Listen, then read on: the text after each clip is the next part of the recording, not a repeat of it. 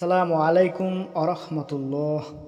প্রিয় দর্শক, শীতকালে যে তিন আমলে মহাপুরস্কারের ঘোষণা দেয়, আসুন জেনে নেওয়া যাক সেই তিন আমল সম্পর্কে। প্রিয় দর্শক, শীতকাল ইবাদতের বসন্তকাল, প্রাকৃতিক বৈচিত্র্য মহান আল্লাহর দান। এ সময় কুয়াশা ও শিশিরের কোমলতায় প্রকৃতি সাজে নতুন রূপে। এসব নিয়ামতের কৃতজ্ঞতা আদায় করা মুমিনের কর্তব্য। এখানে পবিত্র কোরআন ও হাদিসের আলোকে শীতকালে মুমিনের করণীয় তিনটি আমল সম্পর্কে আজকে আপনাদের মাঝে বিস্তারিত আলোচনা করা হবে। তো ভিডিওটি না টেনে সম্পূর্ণ দেখার অনুরোধ রইল। প্রিয় দর্শক, এক নম্বরে যে আমলটি করতে হবে সেটি হচ্ছে বেশি বেশি রোজা রাখতে হবে।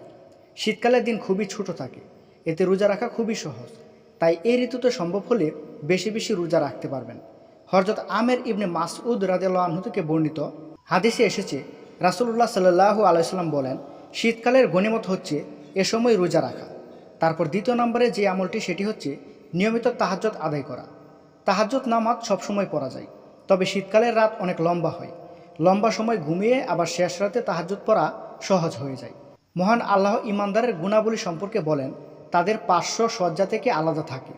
তারা তাদের রবকে ডাকে ভয়ে ও আশায়, এবং আমি তাদের যে রিজিক দিয়েছি তা থেকে ব্যয় করে।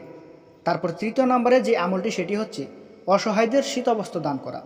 শীতকালে অসহায় মানুষ বস্ত্রের অভাবে নিদারুণ কষ্ট করে থাকে। একা ভালো থাকা ইসলামের শিক্ষা নয়, বরং সমাজের সবার প্রতি সহানুভূতি নিয়ে এগিয়ে যাওয়াই কর্তব্য। শীতবস্ত্র ও অন্যান্য প্রয়োজনীয় সাহায্য নিয়ে অসহায় মানুষের পাশে দাঁড়ানো ঈমানি দায়িত্ব। নবীজি সাল্লাল্লাহু আলাইহি সাল্লাম বলেন, যে মুসলমান অন্য কোনো মুসলমানকে বস্ত্রহীন অবস্থায় বস্ত্র দান করবে, মহান আল্লাহ তাকে জান্নাতের সবুজ রঙের পোশাক পরাবেন। খাদ্য দান করলে তাকে জান্নাতের ফল খাওয়াবেন।